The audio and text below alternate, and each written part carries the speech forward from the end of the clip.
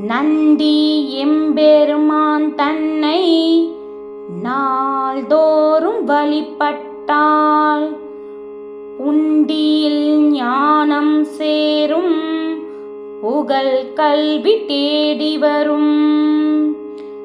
இவ்வுலக இன்பம் யாவும் இவரடி தொழவுண்டு, அவ்வுலக அருளும் கூட அவர் துதி பாட உண்டு.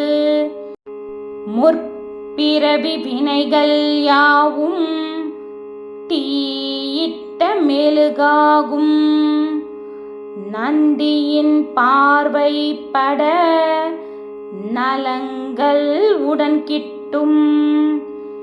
ஈசனுக்கு எதிரமர்ந்து இறை ஊஞ்சல் ஆட்டுவிக்கும், நந்தி சீர் நற்பாதம் நாம் தொழுவோமே.